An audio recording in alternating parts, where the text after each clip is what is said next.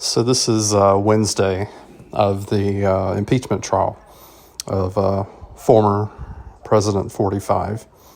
And the Senate has been asked to watch footage of the insurrection on the Capitol that President 45 clearly incited.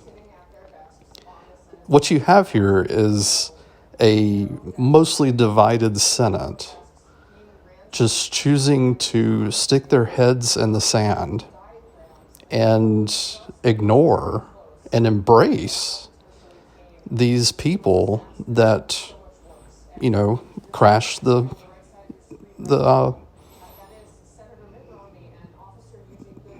watching more of the footage here. It's some people may have some PTSD over this. This is the Republicans and Donald Trump's vision of America. This is what they want. They have tried to somehow rule with their antics, with their money, with their lying, with their uneducated voters that cannot critically think for themselves.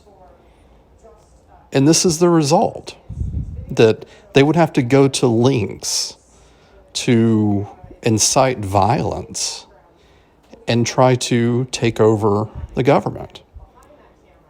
And you're going to have Republican senators who are going to say something like, this does not rise to the level of impeachment. This is what happened the last time when you had senators like David Perdue claim that the whole documented Russian,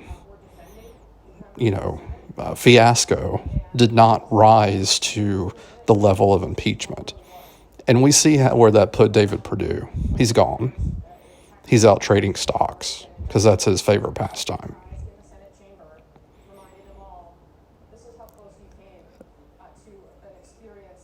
We need to put this behind us. These deplorables need to go back to the rocks that they came out from under, whether that be jail. Maybe they'll learn their lesson.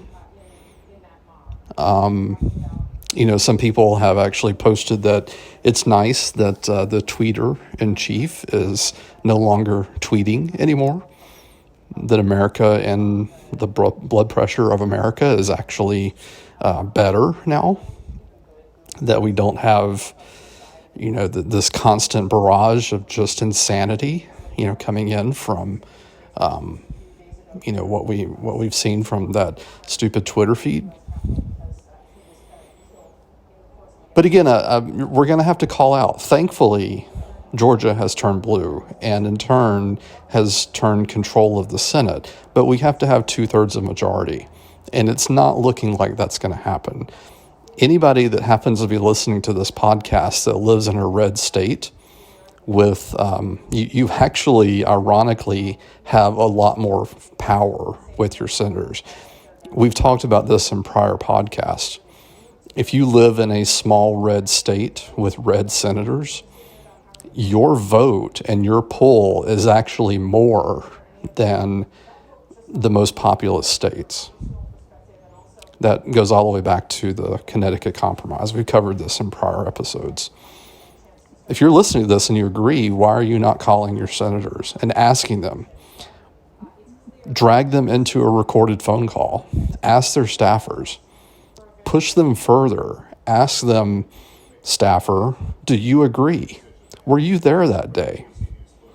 Were you being protected by the Capitol Police while these deplorables called by your boss, and when they stood by and went running out the door the other way, are you okay with this? Are you going to continue working for this regime that clearly only cares about themselves? So we'll see where this goes this week. This has to be done. Some people have said, well, do we put this all behind us? Do we, try to bear this? No. Republicans would do this 20-fold times over Benghazi. The same with the Russia investigation. Republicans would do this 20-fold times over. We would never hear the end of it. So no, these people are deplorables. They tried to overthrow a government. They tried to overthrow duly elected officials. They tried to throw out votes. They tried to stand up and throw out legal votes. No, this has to come to an end. And if these Republicans are going to stand up and vote and say that that was acceptable, then let them go on the record and reap them what they sow. Clearly, that didn't work for the 2 Republican senators here in Georgia. We shall see.